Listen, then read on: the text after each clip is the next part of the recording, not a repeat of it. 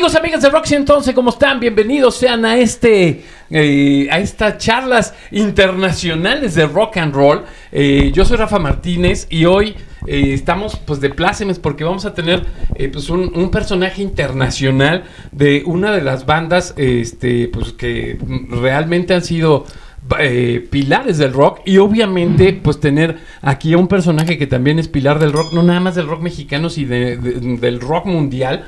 Pues es una cosa muy, muy interesante. Y pues vamos a platicar un poco con Dave Evans, quien está aquí en México. Y pues bueno, pues obviamente ya lleva un rato rock and rollando con este señor que es el Rex Carabelo, que no quiere salir. No me pregunten por qué. Hoy no le voy a hacer presión. Sí, exacto. Tiene broncas en Coppel, entonces mejor no hacemos nada por ahí. Welcome, Dave Evans. How are you? I'm fantastic. Please, show the people who you are, where you're from, and what's the baggage of your rock and roll. Well, it's a long story. I know, but we did it for hours. Yeah, no. Think about is the radio. That's radio time. Okay, well, my first record I ever recorded was with AC/DC, of course. Yeah, AC/DC. Yeah, okay. of course. And it was a hit record for us. Okay. Can I Sit Next to You Girl was the big single, and it was named as the best Australian group record of the year, 1974. So that was fantastic. But after AC/DC, I was with Rabbit, the Rockin' Rabbit boys, and I've had a solo career ever since then. And I've just been traveling the world, touring constantly all the time. But I've been in Mexico many times. Oh, yes. Many times. And in fact, I'm living here at the moment for a while. And I love Mexico. And Mexicans know who I am. And they know that I love Mexico. So and I keep recording and releasing new records every year. Every year? Every year. Okay. Yeah, that's right. I've got a new album coming out again this year. And I'm here to rock. Of course. Yeah, rocking. You desde qué? How do you see? How long? You've been rocking, because instead 74. Okay. But what happened next? Well, I started singing when I was a niño. Okay, my father was a great cantante, a singer, an opera singer, and other music as well. As a tenor, and he was on stage when I was a little boy. So I used to see my father singing on the stage, and I sang at school, in primary school and high school. In Australia. Yeah, in Australia. So I've been singing since I can remember, and then I had my first band when I was 17, in a small country town in Australia, and then I went to Sydney. And what the influence of this first band? Okay, well, first of all, I got into my father's music. Okay. What do your father? He loved opera. Opera. Yeah, he loved opera, and he loved other singers like Harry Belafonte. Okay. And some Mexican music too. He used to play the beautiful Spanish guitars, Mexican guitars, here, and trumpets and stuff like that. And I was a boy, like cucaracha and all that. And do you want to sing the cucaracha, Beto? Listen, say something about the cucaracha experience you. La Cucaracha, it was so funny because I learnt that song when I was at school in Australia. Okay. Well, just the chorus. And the teacher used to play the music, and we boys would sing La Cucaracha, da da da da da da. But we learnt a lot of other folk songs from other countries too. Okay. We didn't know what La Cucaracha meant. Had no idea. We didn't know it meant the cockroach because we hated cockroaches in Australia, and we didn't know it. We'd be singing La Cucaracha. I think it was not. It wasn't until I got to Mexico that they said, "You know what La Cucaracha means, don't you?" I said, "No, what?" I said, "The cockroach." All right. And then they showed me the song and what the song was about. It was a comedy, a poor little cockroach. You know the know-how about the song. That's right. But in Australia, we didn't. We just sang La Cucaracha. The main.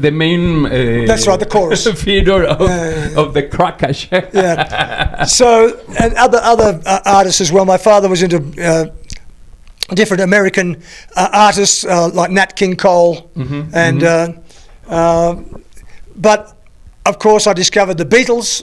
Yes, of course. As we all did when I was about 11, 12 years old. The Beatles that changed everything. In that time. No, it's just starting. Just starting. The band, band. Yeah, Love Me Do, and I Want to Hold Your Hand. All those. So I saw the Beatles actually start. And I was one of the first ones around the world that they made such an impression. It was like, wow, this music. It was like no other music. And another band? There was then later on, of course, Rolling Stones and the Trogs and the Kinks. The Kinks. And all those kind of bands, the Mersey Sound. And but then we also saw them with long hair. First time we'd ever seen that. And of course it's still got long hair, U2, from the Beatles. They started it all. Then all the bands grew their hair long. I think everybody grew their hair long, and the music. And but later on, once the Beatles broke up, we didn't know what to do. No one did. Everybody followed the Beatles. Every band followed the Beatles. And then blues rock came, right? Free with Paul Rodgers. And so we heard this new sound. Fantastic sound, Led Zeppelin, right? It's a blues rock. It's like, wow, this is, and so the whole world. Distort blues. Because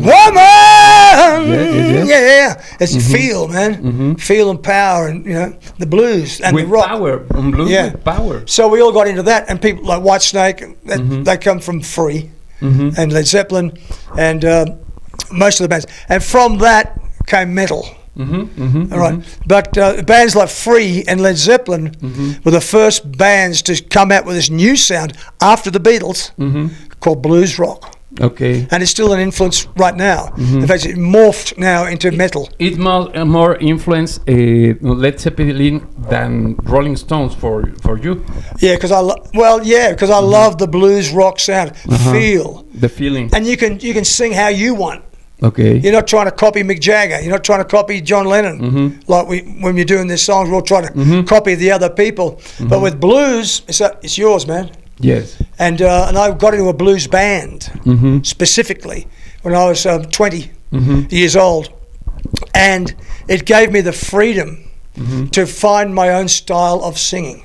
Okay. And also to understand keys, E, G, whatever they say. We've got a slow blues in G. And they just start playing, and I could sing, because I can sing any key. When I first started singing blues, the blues musicians would ask me, "What's your key, man?" And I'd say, "Well, what key you got?" Okay, yes. I could sing any key. And they went, "Why? You can sing any key. G, A." That didn't matter. I I've got a good range. That talk about your type of singing. You're a great new voice, and the tune. You adapted the tune, no? In the band. Yeah, it's great because you learned your own style, and you learned how to interpret the song your way. So you look at the lyrics, and what's the story of the song, and when you read them, what does it do for you emotionally? Okay, and then you interpret it. Don't matter that other guys have sang the song. I don't care how they sing it.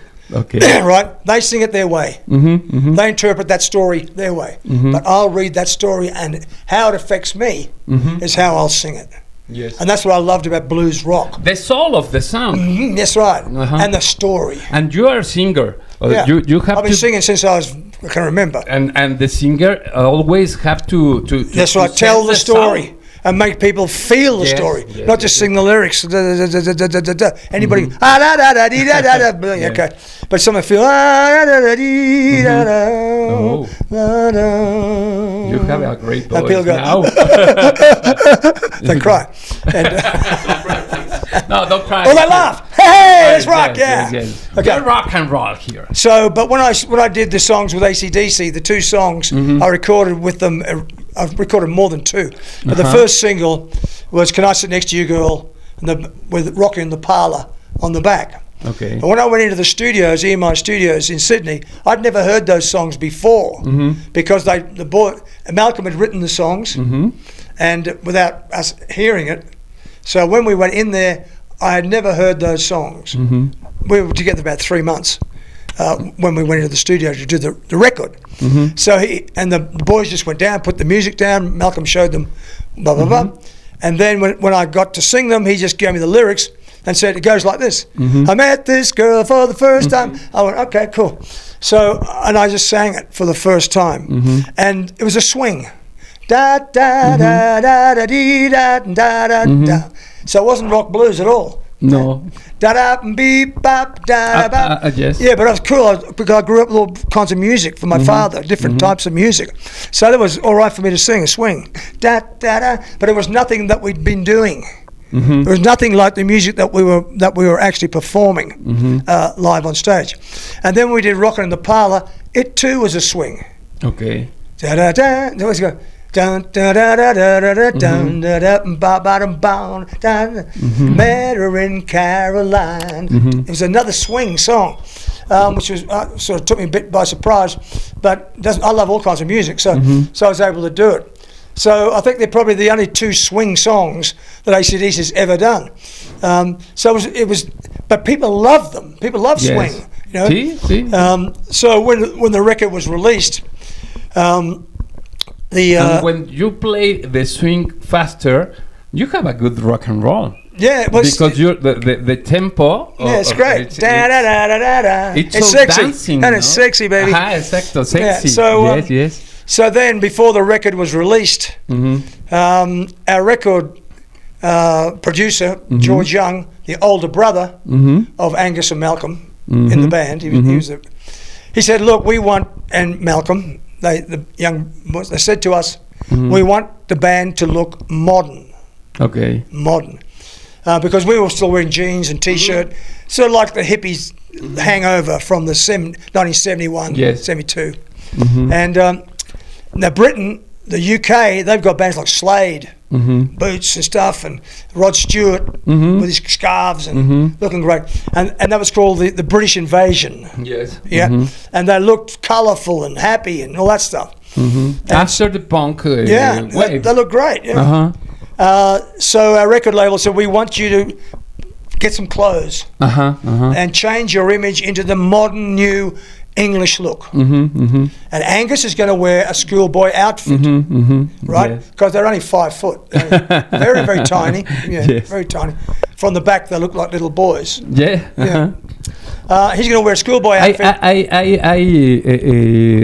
I feel the Angus Young style is like a Mexican singer, Rubén Albarrán de Café Tacuba. I ever compare the Angus Young is an handicap. It's an handicap. Yes. so anyway, so we all went out and got gear made because Angus was going to wear a schoolboy outfit because we played a lot of school dances. Yes. A lot. Sí. And we wanted the band to relate to the kids. You have Angus was 19, not 16. Okay. But the record label said, we will say that Angus is 16. Yes. So the kids will go, oh, like us. Yeah. And he was small. The marketing. Yeah. So your marketing. A target. Yeah. Yes. So I looked at Slade overseas with the tight pants and boots, and Rod Stewart with his colourful jacket. So I got an outfit made similar to that. Okay. And the other boys got outfits made too. So when we did the film clip, of course, it looks very modern, like the British look. Okay. And it worked. British look. Yeah, and it worked because Australia didn't know the band really because we were Sydney band. We were only playing around Sydney. But we went on, when the record was released nationally, we went on national television. Okay. For the film clip. Yeah. And like a video clip now. Video clip for national television. Okay. And so the rest of Australia thought we were English. Okay. Because there was no other band that looked like us. And so they all went out and rushed up and bought our records. By the time they found out we were Australian, it was too late. Yes. Okay. And so that's how that happened. But towards the end of the band, they decided to change their image again and sort of go back to jeans and T-shirt, except jeans and T-shirt with Bon Scott and keep Angus with the schoolboy outfit. That was the second sort of look of the band. Okay. But the first look was English, British look, The new English British look. And it worked because we got a hit record immediately. And it was named as the best Australian group record of the year. Incredible. Yes. Incredible. And you were the singer of that. Of course. The group. And then with that backup, you, Dave, what you look about the rock? How you continue playing or after that? After that is the record and the group. Well, the band was one of the top bands in Australia, and we were doing the big concerts. We toured with Lou Reed. Okay. Lou Reed was a big star from the US, and he had a #1 hit in the world at the time. And so we toured with Lou, and unfortunately for Lou, we blew him off the stage every night because he was sick. Okay. Lou was drugged out and a skag freak, heroin, and he would come on stage with a person on each arm. And hang onto the mic stand and sing, and then when he finished his show, they'd take him off. And so the crowd was really disappointed, but we'd go on and smash the joint. Okay. So unfortunately, but Lou Reed got off that stuff later, and he got back to health. He's dead now, but at the time he was in Australia, he was in a bad way, and so bad luck for him. But it worked great for us because we were a fantastic band, and it just made us look even better. With Lou being so sick. Understand? Yes. So we were doing the biggest shows in Australia. The Sydney Opera House on the harbour there, the beautiful shell-shaped building, famous around the world. This time your base was Australia. Yes, Australia. You having just Australia. The root in Australia. That's right.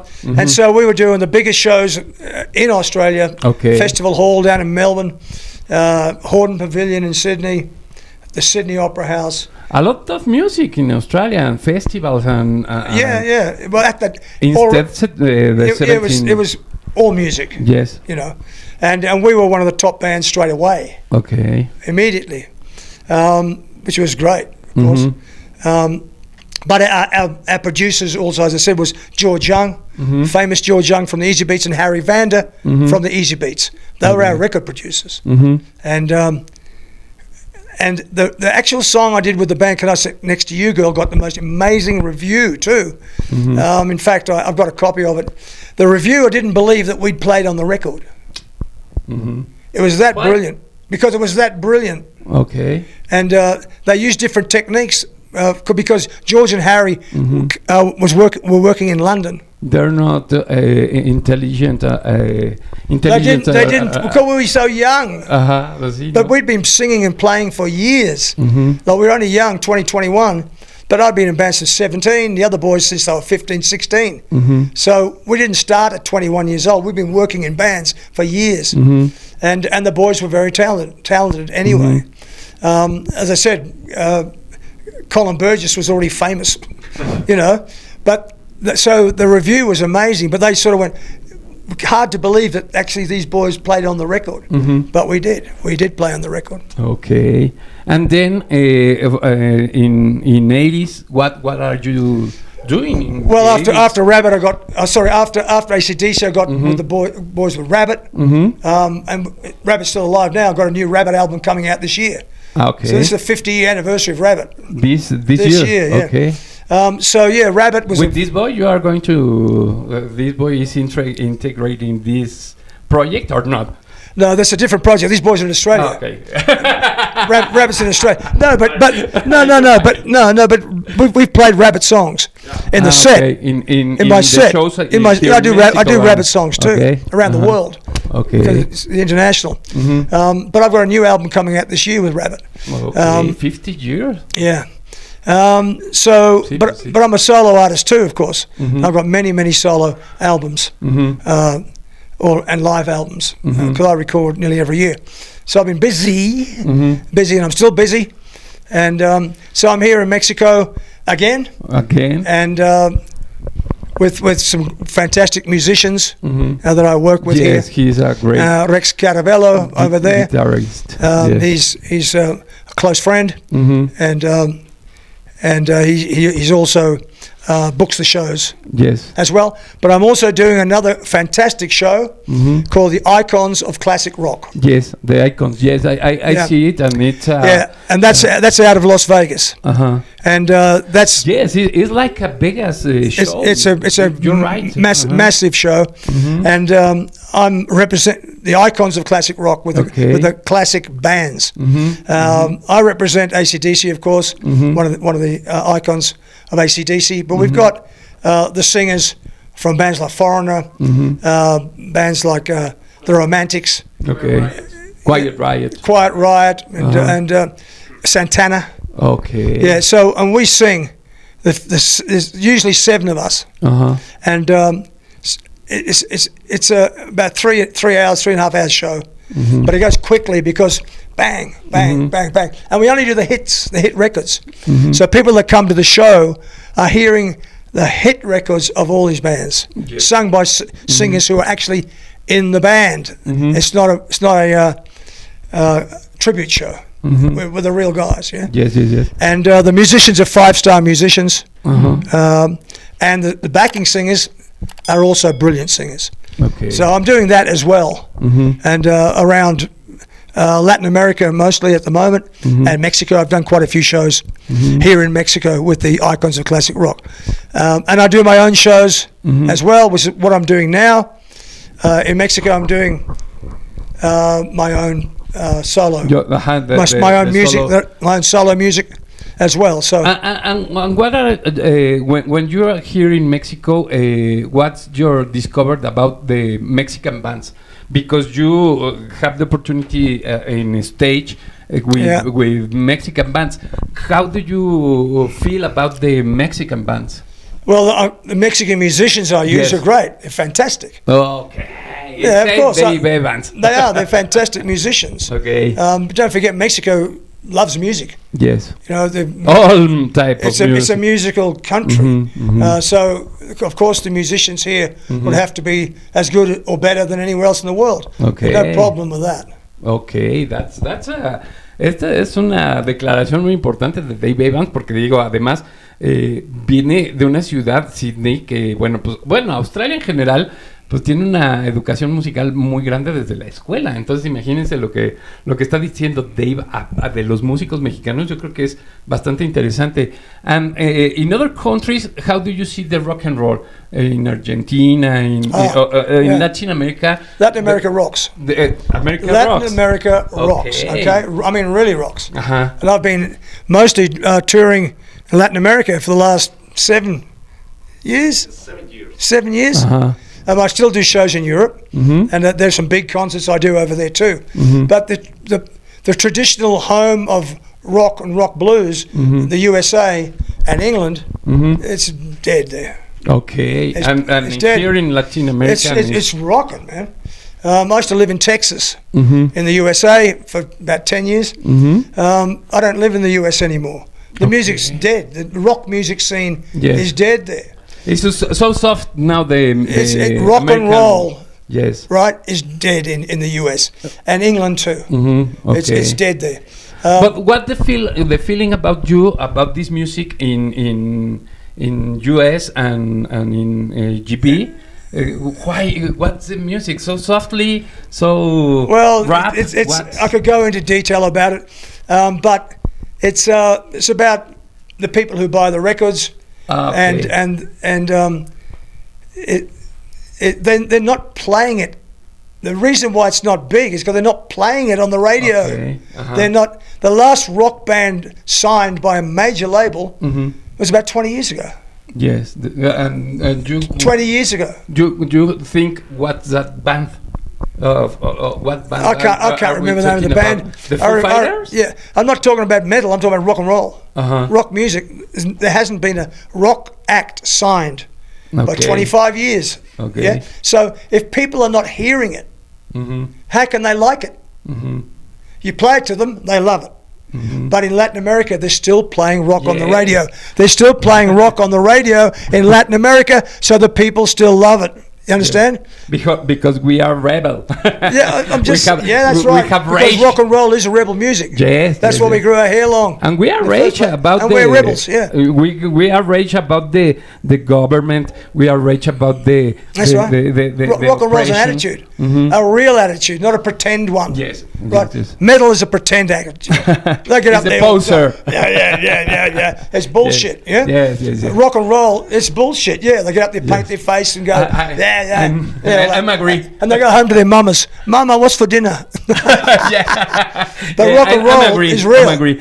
But here in Latin America, we still live like a rock star, or we pretend live like a rock star because there are. It's fun. It's fun to do fun. it. Yeah, it's right. Of course. It's you say ACD say it with the. Yeah, it's a long rock. It's a long way. And it's real. Yes. Right. You don't screw around with the boys in ACDC; they'll knuckle you. And I see the guys this type of music in Mexico, but Rex loves all kinds of music. No, we he love does, it. but he does. He loves it same as me. He likes the Beatles too. He likes all the great music. He loves. He's. Aquí sí tengo que entrar. Y si no lo entienden, o sea que... He loves opera too. He loves opera too. Como dice Alberto Pimentel. Pues que se vaya. He loves the same as well. But it's great grounding because if you love all the music, right, then if you concentrate on one or two, that's your heart and soul.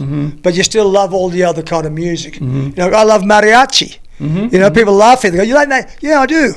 It's sexy. Yeah, it's sexy. Yeah, it's sexy music. El mono de alambre It's sexy music. Mariachi. I love the hat and the clothes. Yes. Mexican clothes, fantastic. No, that's sexy. It is sexy music. Yes. It's very sexy music, and the girls look gorgeous. Yeah, that's rock and roll. Senoritas look beautiful. You're right, Dave. You're right. I am right, man. And in these years, a lot. I know that you live of the music, of rock music. Sometimes the parents in Latin America say to the boys or girls that this danger of B music. Listen, I left home at 16. Because my father said no rock music. Your father said it to you. Cut your hair, no rock music, okay? In this year, so I left home. We all did back in those days. It was called the Revolution. It was called. Yes. The Revolution, yeah? Summer of Love. Revolution. We all left home at that time. All the parents went, no rock music, no rock music. And when somebody hates your music, they hate you. Okay. That's your essence. What you love music-wise is really important to you. If someone says, I hate your music, you're going to hate that person. Just natural. So when the parents hated our music, we hated them. And we left. Okay. And so Mexico is still the same. As when I was a boy. Sigan las instrucciones, por favor, de un verdadero rockstar. Es que al final, al final es eso, o sea, pues es seguir como el sueño, ¿no? O sea, how old are you? 29. Okay. 29. Because you got to remember, I come from a generation. We left home. Remember, as I said, when we left home at 16, 17, right? And my generation was a love generation. Yeah. We said all around the world, never trust anyone over 30. Remember that? Yes. Yeah. And we meant it. Never trust anyone over 30. That was embedded into your psyche. And you're still 29. When I got to 29, could I turn 30? Too. No. Me too. I couldn't live with myself if I turned 30. I'd never trust anyone over 30, so I'm 29. Rex too, I'm too. I got it your papers. Beto too, and the other Beto too. See, 29, yeah. Yes. Never trust anybody over 30, yeah. You got it. We are 29. I got his papers and I can say his real age. 29. No, please. That's a mystery thing. Yeah, he got it 29. I ask you because the point is you are living in the rock by a lot of time, a lot of years. You live, a music can live of the rock and roll? Do you can live from the rock? Listen, it's who I am. I can't just stop it. it's who I am. I'm going to be that for the rest of my life. I am rock and roll. Just like the rock and rollers, Little Richard. He kept rocking till he dropped. I think he's still going. It's not something that we just did on the weekend and go, this is who we are, man. I write songs, understand? The music's inside me, the melody, the lyrics. I make music. That can't ever stop. I started writing songs when I was a little boy, while I was at school.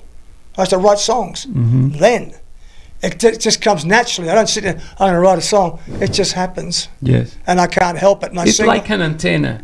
I sing all the time. Rex will tell you, I'm always going, no.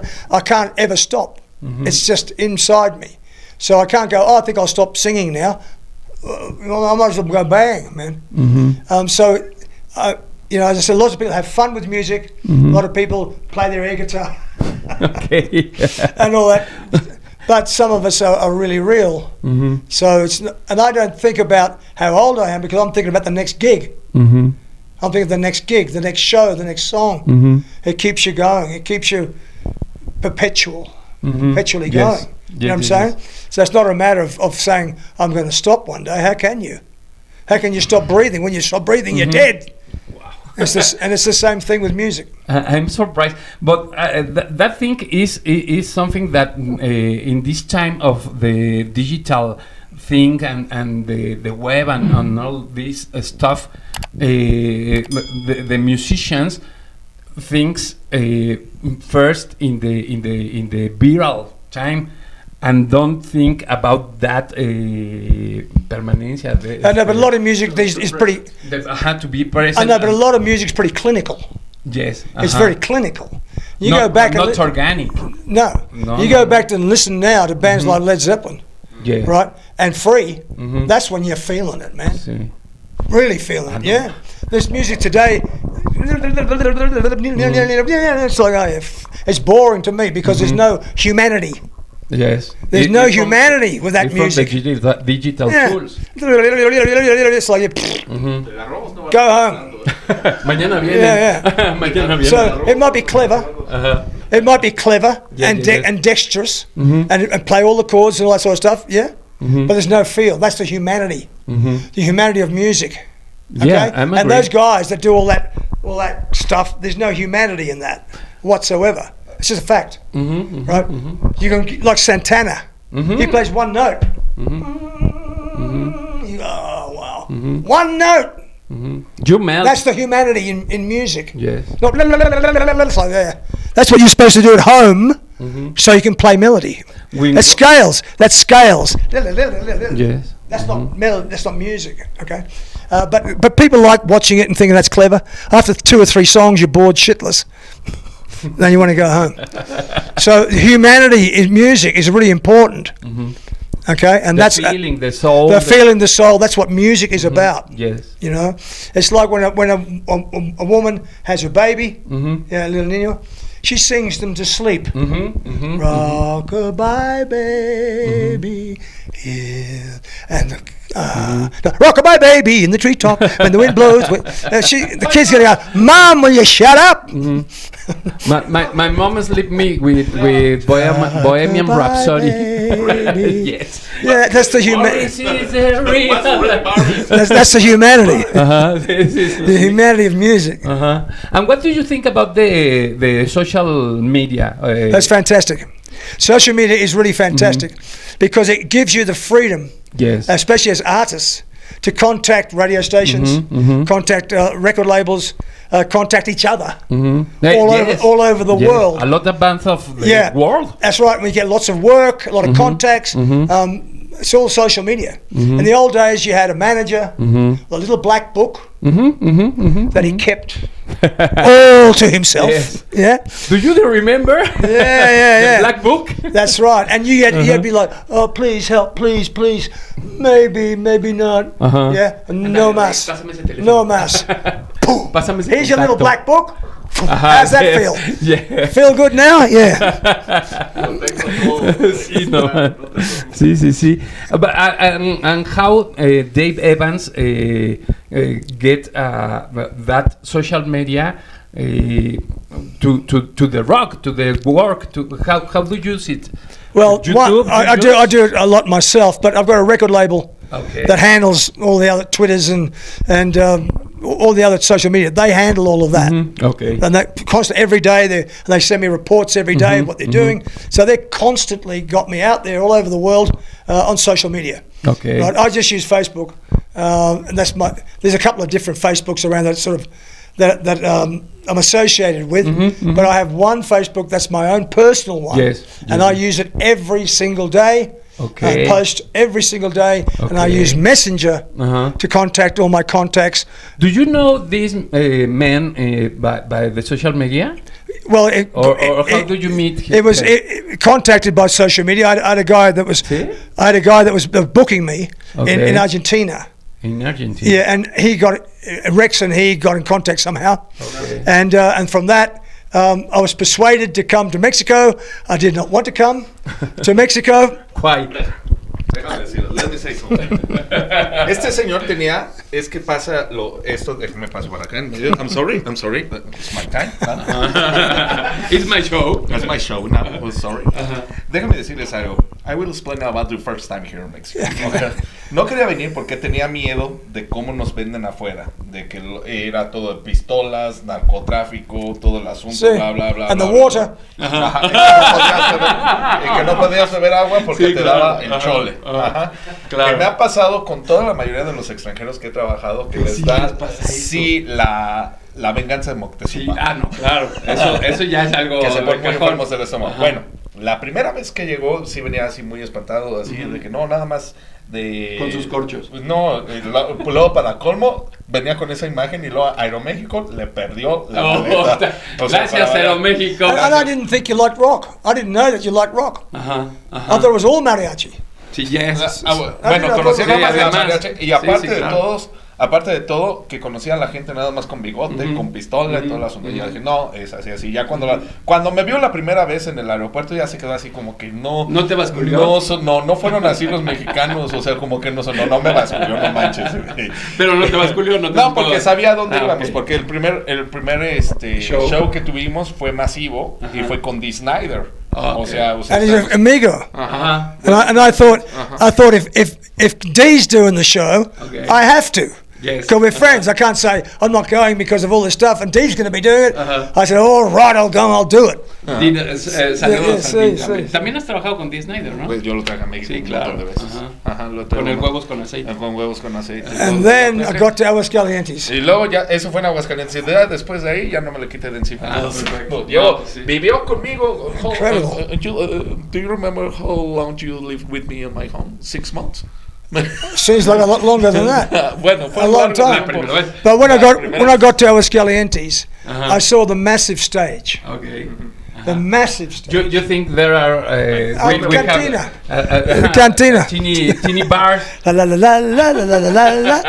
Anyway, so here was this massive stage, one of the biggest stages I'd ever seen, with probably one of the best sound systems I've ever used, ever. And it was massive, and there was these white sails, like ship sails, like the side files and all the they were huge, big white sails, one after the other, going as far as the eye can see. It looked spectacular, and the crowd, 15,000 bikers, more, 15,000 bikers. This incredible.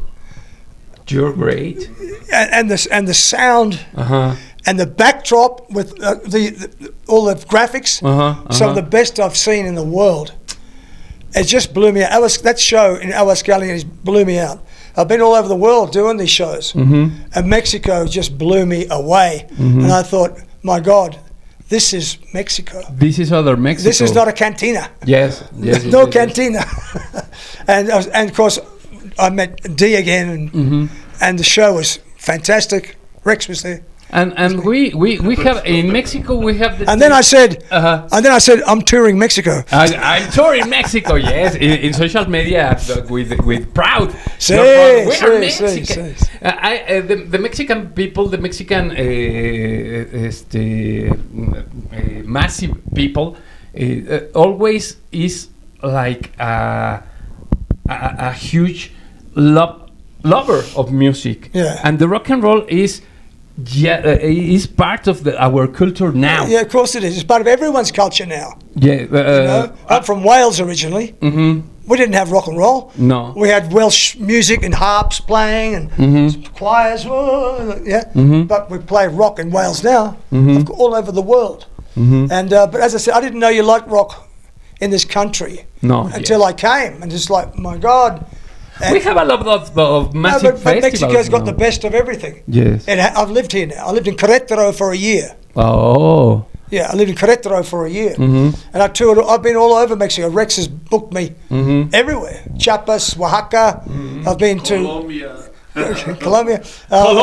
I've been también grandísimo, sí. Sonora, Mexicali, Aguascalientes, of course, Zacatecas, all of Mexico. I've seen Mexico. It's a beautiful country. It's not all desert with cactus. No. That's what we think. No. Only Sonora. We think it's no. Only Baja California. Maybe only what the Baja California. There is some like that, but outside of Mexico, we think all of Mexico is Gila Monster. We have the 4 seasons in all the country. Anyway, Mexico's beautiful. Oh, It's a beautiful. We love country. you, Dave. No, it's true. I've been all over the place. I've been all over the world many times. Okay. I know what I'm talking about. And so Mexico is very, very beautiful. And the people of Mexico, well, Rex will tell you, I love the people of Mexico. I feel free in this country. I feel free. Talking about free, let me say something. Fuimos la primera, esto sí quiero decírselos, fuimos la primera banda internacional. Me paso por acá. Sí, porque todo Se enoja, se pone intenso. Fuimos la primera banda internacional girando durante la pandemia. Sí, sí me acuerdo. Sí, y hubo un show muy especial que fue con Toño Lira, que nos juntamos Toño Lira, Dave y yo, y lo hicimos aquí, de hecho en Atizapán, porque hacíamos muy reducido, era reducido para todo. Fuimos el primero, de hecho él se vino de Australia cuando vio que yo ya había salido de gira. Oye, yo también quiero ir para allá. Pues vente, órale, pues. Y empecé a darle trabajo con Toño Lira, fíjate. Sí, y Toño también, es que muchos músicos no tenían trabajo, entonces claro. Nadie estaba haciendo shows y todos se me acercaban, oye, ¿cómo estás haciendo shows? Pues lo estoy haciendo. Y hablé con Toño, ¿sabes? Oye, ¿cómo ves si hacemos esto? A huevo. O sea, porque nadie tenía trabajo, digo, pues adelante. Y ese fue muy emotivo, ¿por qué? Porque fue el primer choque, ¿no? Así de entre el rock urbano y el rock clásico, de culturas, claro. O sea, de decir, a ver, vamos a ver cómo aceptan. Lo aceptaron bien, o sea, lo han aceptado bastante bien. No, porque además el rockero urbano es súper melómano. O sea, mira, yo creo... Yo he dicho una cosa que es muy importante y a mí se me han ido mucho encima con esto. La verdad, donde está ahorita la escena en México es en el rock urbano. Claro, no está en otro lado. Y vaya que yo estoy trabajando con un montón. Sí, en otro lado. En otro lado y yo lo veo así. En el Tú rock ya estás españolizado. Es que tío, jolines tío. O sea, por favor. Nada, que soy en otro lado. Pero por ejemplo, Dave, dentro de esta cultura del rock urbano, yo la verdad les recomiendo la música de Dave. Olvídense de AC/DC. Sí, claro. Vean la música de Dave, realmente les va a encantar y va a decir, no mames. Porque es rock and roll. Es rock and roll puro. De hecho, Toño nos los dijo, es un rock and roll puro, muy rico. Y aparte, este señor canta en directo que da miedo. O sea, sí se han quedado muchos cantantes aquí en México que dicen, wow. ¿Y sabes quién le gustó, pero no sabe el nombre? Luzbel. Porque le enseñé a varias bandas mexicanas. Me dijo, no sabe el nombre. No, me dijo, es bueno, pues si no estaría el Broderator aquí. Sí, Broderator. Pues sí, saludos hasta el cielo también. O allá abajo, quién sabe dónde está. Bueno, I just only explained the first time, the shows on the pandemic situation. The pandemic. Yeah, so Mexico gave me my freedom. In the whole world, because I was able to get out of Australia through a lawyer. A lawyer got me out, and I looked around the world. What country was open? There was 2: Sweden and Mexico. Yes. And of course, I've been here to Mexico, and I went. That's it. I got a plane. In 2 days, I got a plane to San Francisco, down to Mexico. The only way I could get here was to go to San Francisco, change planes, and get down to Mexico, and I was free. Okay. Free, man. I love that this talk, this interview over the time we have in radio. But what are you doing now here in Mexico? Doing what shows. The plans. I'm doing shows with Rex. Okay. And also with the Icons of Classic Rock. You have in the social media all the Yeah, all my posts, all the gigs. But I'm also going to Europe next week. Okay. To France. I've got a huge show in the Pyrenees, Toulouse, in Muret, up there. It's a massive venue. So I fly there, and then virtually fly back from France, and then I've got 2 shows with the Icons of Classic Rock. Okay. Or 1 or 2 shows, can't remember now. Juarez. Juarez. One, yeah. In Chihuahua. In Juarez. In Chihuahua. Chihuahua, yeah. Right. I learned. Chihuahua. When I was in Sonora, Sonora. they taught me. I said Chihuahua. They went, not up here. Chihuahua. Muchachos.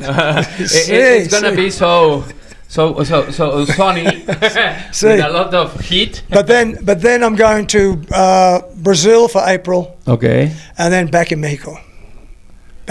Oh, you have a lot. In May. Could be May and June. Could be May and June. But I'm back for May and maybe June. Yeah, maybe June. We got it on May and June. Yeah, see. Okay. So we're back in Mexico. You have a lot of work. You have a lot of. Yes, I do. You live that. The rock and roll is your lifestyle. I really I awesome about your rock life. ¿Cómo digo? Felicitar. I'm so really happy to know you. Gracias. Muchas gracias. That your visit here, because gracias. you are an example for all of musicians. The passion of the rock, the attitude, the living of rock has to be real. Exactly. And it's my life. People say it's my life, and it is my life. Exactly. It's who I am and what I am, and that's it. Same with Rex. He can't change. It's who he is and what he is. Exacto. Sí, you know?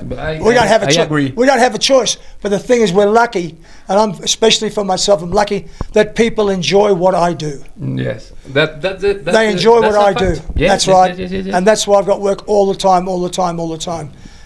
They like my performances. They like my music, my own music. Badass rock, I call it badass rock. And they like me doing the AC/DC stuff too, and rabbit as well. So you have to always have an excellence as your goal every time. You must hit those notes every time. I don't sing down. Whatever the note is on the record, I'll hit that note every single time. And I've got to lead by example. So kids are down there, I've got to rock, pow, and they go, yeah, Davey. Please hear that man, please. All the musicians, todos los músicos que quieran hacer rock and roll, escuchen, exactamente esta es la actitud. Y quiero cerrar con una frase de mi querido amigo Lalo Tex, que exactamente decía eso. O sea, que cuando se dio cuenta de gente como Dave, que tenía esta actitud y que decía, bueno, es que al final, ¿por qué Dave o por qué Quiet Riot o por qué estas bandas gringas pues son rockstars? Pues porque lo viven. O sea, vean qué pasión tiene, qué actitud tiene cuando habla de su propia música. Y yo creo, digo, no me dejarás mentir, mi estimado, pero cuando estás trabajando con alguien así, pues a huevo te contagia, ¿no? Pasa algo bien chistoso. Pasa algo. De hecho, hemos tenido músicos muy canijos aquí en México, de los mejores. Y nos pasó con un baterista muy conocido, súper conocido, que excelente técnica y todo el asunto. No voy a decir el nombre porque si no, sí lo creo. ¿Y qué crees que pasa? ¿Qué crees que pasa? Que sí les impone. Sí, impone en el escenario, impone. O sea, tienes que estar al nivel. Ajá, o sea, no nada más es de técnica, no nada más es recursos musicales, es mentalmente. Para trabajar. A lo mejor muchos dicen, pero es que no sé qué, que bla, bla, bla, y poner todos los pretextos del mundo, pero nada más llegar a tocar con un internacional, aguas. Sí, ya. De ahí se despega toda tu carrera. Y tú ya llevas un chingo. Pues ya llevo por eso te admiramos. 50,000. Sí, por eso te admiramos. Falta Rafita nada más ya que esté con nosotros ahí palomeando. Un día que se me deschingue la rodilla. Dave, thank you. We appreciate a lot your visit. In social media, what you find us your social media? Dave Evans. Yeah, Dave Evans. Dave Evans Rocks. Dave Evans Rocks. And Rex Caravello. With Rex Caravello. See. Okay. Yeah, you'll find me on Masters and Sinners. Yes, you got it. Yes. Icons of classic rock. So yeah, come along to the shows because you're gonna love them. Eso.